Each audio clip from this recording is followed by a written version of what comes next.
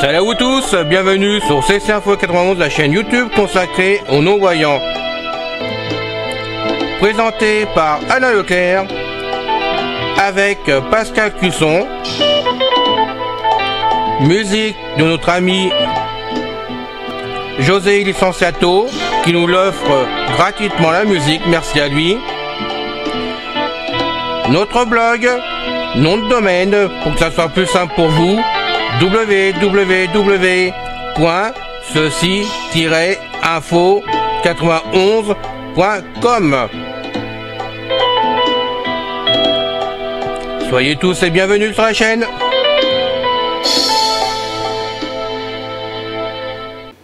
Mes très chers amis, bien le bonjour. C'est encore une fois Pascal Cusson parmi vous pour la chaîne d'information YouTube Ceci Info 91 de notre ami Alain Leclerc, chaîne destinée aux malvoyants et aux non-voyants. Aujourd'hui, nous entamons une nouvelle série qui s'appelle Dossier handicap. Ok, la sous-série s'intitulera Survol de l'histoire de l'handicap. Et là, la partie 1 s'intitule Origine et définition du handicap.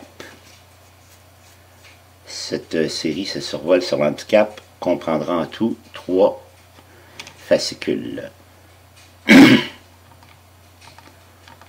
Au sommaire, vous aurez préambule du podcasteur, c'est-à-dire moi-même. En section 1, le mot handicap. En section 2, définition légale du handicap en France. En section 3, les définitions du handicap de l'OMS. 3.1, définition internationale des personnes handicapées, ce qu'on appelle la CIH, la C.I.H. En section 2, vous aurez, pas en section 2, mais en 3.2, vous aurez la CIF, la C.I.F. Fin du sommaire. Préambule du podcasteur. Certains se demanderont peut-être pourquoi j'ai décidé de faire les dossiers handicap. Bon, ben, voici mes raisons. Premièrement, pour savoir où l'on va, il faut savoir d'où l'on vient. C'est ma devise en tant que professeur d'histoire. C'est important vraiment de connaître nos origines sociétales, hein, parce que les sociétés changent, évoluent ou rétrogradent. C'est un cycle infini. Parfois, les sociétés sont compatissantes. Parfois, elles sont cruelles. Parfois, elles font du favoritisme et comment dire, protègent certains handicapés au détriment de d'autres. Bon, parfois, les sociétés mélangent un peu les deux. Donc, je trouve que c'est important de connaître l'histoire pour que l'on puisse ensuite évoluer. Deuxièmement, eh bien, l'handicap visuel est la dernière roue du carrosse, comme je pourrais m'exprimer. C'est la communauté d'handicapés qui est la moins visible et la plus petite parmi tous les handicaps. Donc, c'est à comprendre pourquoi c'est ainsi, comment on peut faire changer ça. Et puis, c'est important de comprendre les autres confréries d'handicapés. D'essayer de fraterniser avec eux, de comprendre leurs difficultés, leurs souffrances, leur mode de vie à eux aussi, afin qu'ils puissent comprendre le nôtre et compatir à nous aussi. Il y a du racisme envers l'handicap aussi parmi les handicapés.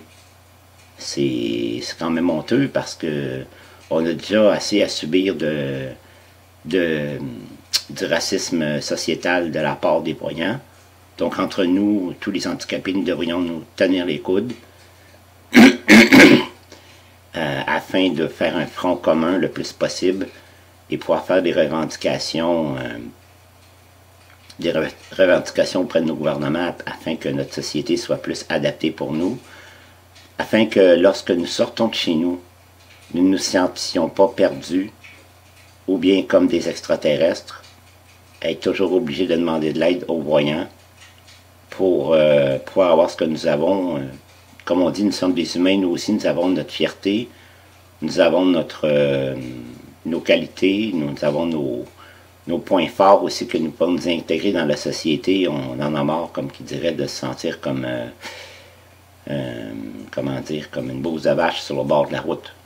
Parce que souvent, c'est comme ça que les gens nous perçoivent, comme des inutiles, comme des fardeaux sociétaux. Et là, souvent aussi, les gens ont peur de nous. Pourquoi ont-ils peur de nous? Parce que vous avez sûrement remarqué que lorsqu'on entre dans une pièce, souvent une pièce très animée, où il y a des conversations, des rires et tout ça, quand nous arrivons, hop, ça jette un immense froid sur la salle, qui dure quelques instants après cela se passe, mais franchement, c'est difficile à vivre. On se sent toujours de trop. Moi-même, j'ai remarqué souvent que quand il y a des soirées, que ce soit la famille, que ce soit des soirées communautaires, ou soirées avec souper, danse et blablabla, souvent on nous installe dans un coin, on nous donne à manger, à boire, nanana, et puis ensuite, s'il y a de la danse, des choses comme ça, personne ne vient nous chercher pour danser, ou à tout le moins nous le demander, même si qu'on sache danser ou non. On ne peut même pas parler aux voisins parce que la musique est à tue-tête. Donc on reste assis là comme des cons tout seul pendant plusieurs heures. Parfois jusqu'à minuit, 1h, 2h du matin. Assis le cul sur notre chaise. C'est très inconfortable. C'est très long et très très très humiliant. Donc je pense que c'est important de faire une histoire et puis peut-être même faire écouter les futurs podcasts à des voyants autour de vous de cette série et de d'autres, même que nous avons déjà postés. Sur Ceci Info 91. Faut que vous compreniez que les podcasts, oui, sont faits pour nous, qui les faisons aussi parce que les sujets nous intéressent, Alain et moi. Ils sont faits pour vous, mais vous pouvez aussi les faire partager aux voyants autour de vous, afin qu'ils puissent bien comprendre votre situation, notre situation, et celle de nos confrères qui sont handicapés, d'autres handicaps. Troisièmement aussi, j'ai décidé de faire cette série parce que parmi nous, malheureusement, il y a des non-voyants ou malvoyants qui ne souffrent pas que de leur handicap visuel, qui souffrent de d'autres handicaps multiples. Donc, eux aussi ont des souffrances encore davantage dans leur corps, dans leur âme, dans leur cœur, parce que leur vie à eux est encore plus compliquée que la nôtre. Pour ceux qui ont seulement un handicap visuel, ceux qui ont un handicap visuel plus d'autres handicaps, eh bien pour eux, nous devons aussi les comprendre et les aider. Donc, oui, nous devons aider ceux qui sont comme nous et qui souffrent de multi-handicaps et non pas les délaisser. Car si nous, qui sommes seulement aveugles ou malvoyants, mais que leurs bras, leurs jambes, tout ça fonctionne, leur tête fonctionne bien, eh bien, il faut les aider parce que charité bien ordonnée commence par soi-même. Quand je dis soi-même, c'est pas être nombriliste, nous-mêmes, je dis notre petite personne, mais ceux autour de nous qui sont dans notre communauté, que leur situation est encore pire que la nôtre. Donc voilà, je voulais préciser pourquoi je faisais cette série. Bien sûr, je n'ai pas à le faire, je ne suis pas obligé de préciser ce que je fais, parce que c'est moi qui décide de mes sujets, je les fais comme je veux, quand je veux, la longueur que je veux, et puis je dis ce que je veux dedans. Mais moi, je tiens, le plus souvent possible, je tiens à préciser pourquoi je fais tel ou tel travail, afin que vous en compreniez le but et la finalité. Donc voilà, c'était Pascal Cusson pour la chaîne Ceci Info 91, pour vous dire la finalité pas la finalité, mais le préambule, fin du préambule du podcasteur qui est moi-même. Voilà, donc maintenant, nous allons passer à la section 1 de ce fascicule qui s'intitule « Le mot handicap ». Le mot handicap provient d'un terme anglais qui dit « hand in cap », ce qui signifie littéralement « main dans le chapeau ». Cette expression découle d'un jeu d'échange d'objets personnels qui se pratiquait en Grande-Bretagne au 16e siècle. Un arbitre évaluait les objets et s'assurait de l'équivalence des lots afin d'assurer l'égalité des chances des joueurs. Le handicap traduisait la situation négative, défavorable, de celui qui avait tiré un mauvais lot. Aussi loin que remonte l'histoire des mythes de l'Antiquité en passant par le Moyen Âge, la Première Guerre mondiale, ou même les dernières représentations cinématographiques ou artistiques du XXe siècle, le handicap a toujours été synonyme d'exclusion, de pauvreté, d'infirmité, d'incapacité, etc., etc. Puis, ce terme fut ensuite utilisé dans certains sports, notamment dans les courses épiques où des handicaps sont attribués aux chevaux selon les poids du cheval, selon les poids du jockey qui le monte, selon le sexe du cheval, etc. Dans les jeux, échecs, jeux de cartes, etc. Il y a aussi un handicap au golf. Mettons, quand un joueur n'arrive pas à faire sa balle en un trou, donc pas en un trou, mais en un seul swing pour l'envoyer directement dans le trou, donc il a des handicaps.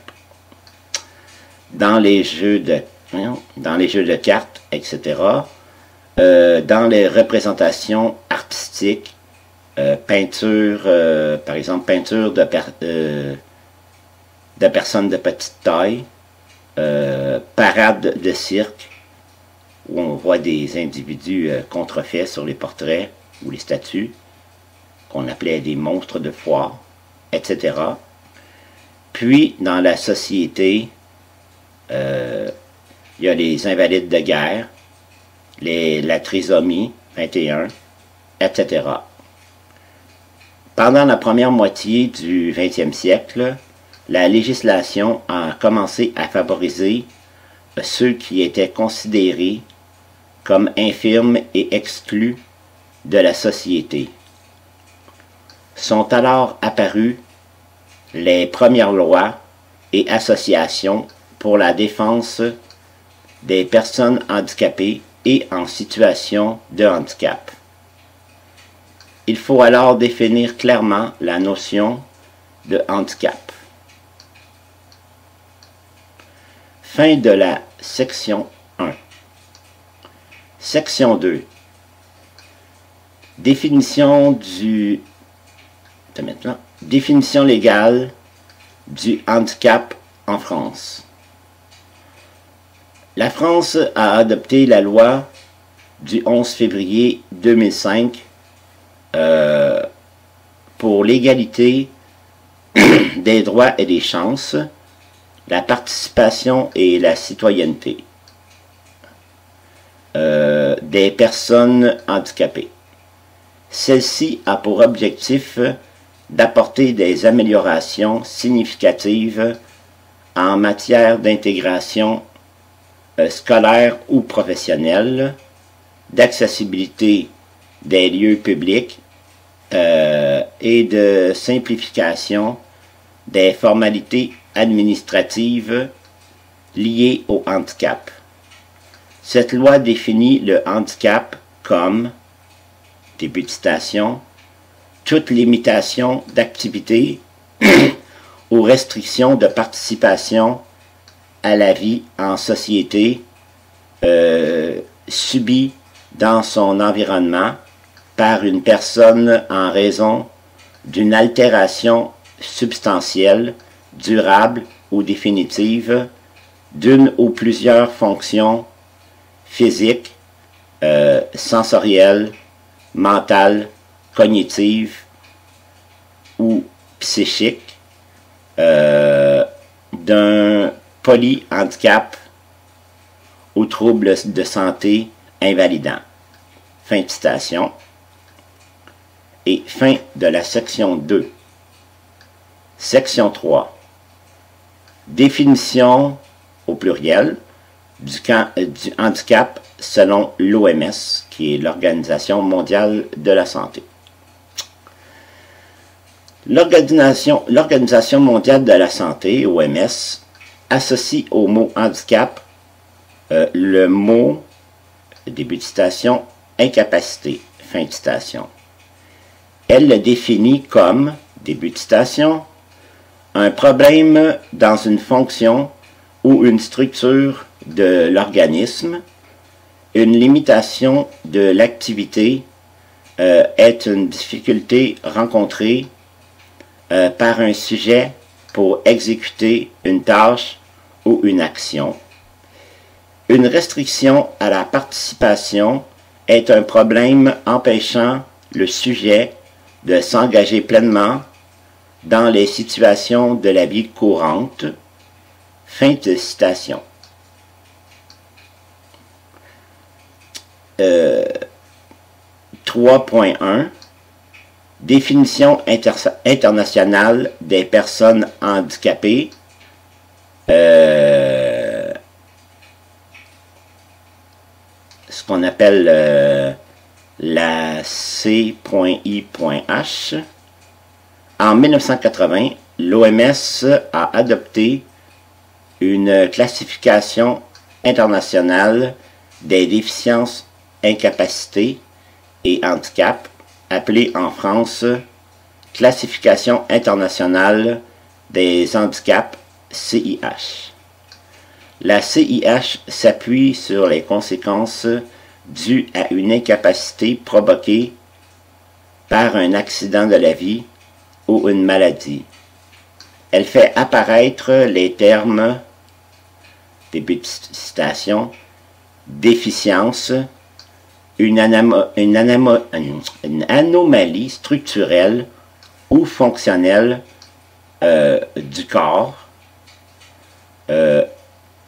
incapacité, restriction des activités dues aux déficiences, handicap, limitation en termes d'une réalisation d'un rôle social,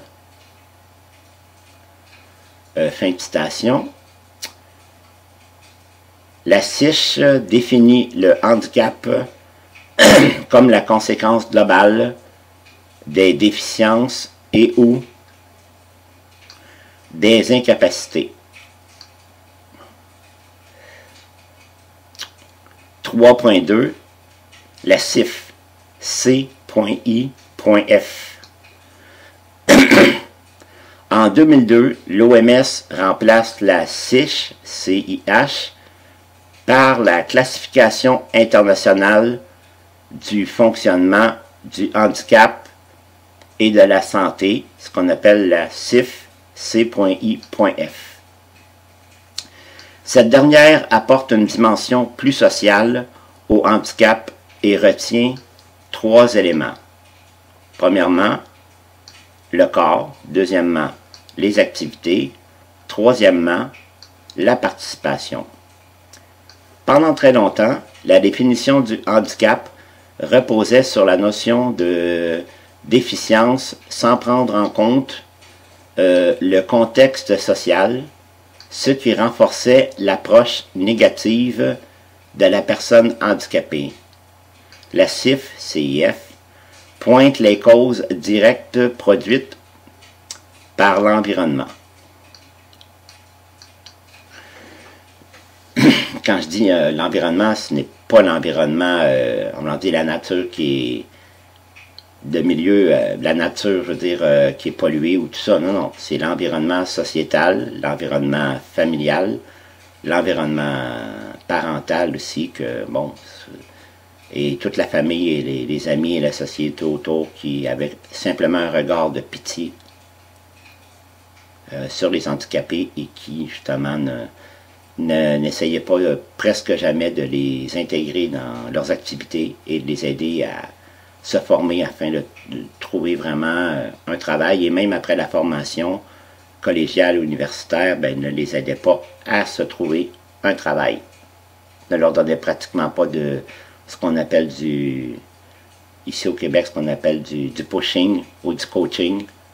C'est-à-dire le truc du gratte-moi le dos, je te gratte le tien. Donc, regardez patron, lui, c'est peut-être handicapé, mais regardez, c'est une personne travaillante, donnez-lui sa chance. Moi, j'ai déjà vu aller, elle a beaucoup de potentiel. Donc, voilà, il n'y a pas beaucoup de...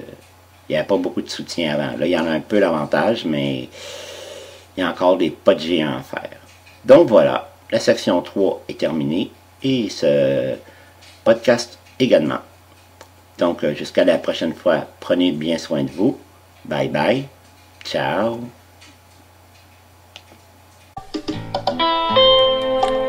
C'est fini les amis. Merci d'être passé sur la chaîne. Je vous dis à bientôt avec Pascal. Pensez à vous abonner, c'est important pour nous. Pensez à venir sur notre forum, c'est aussi important pour nous. Et puis n'oubliez pas, on a notre blog maintenant avec un nom de domaine www.ceci-info91.com.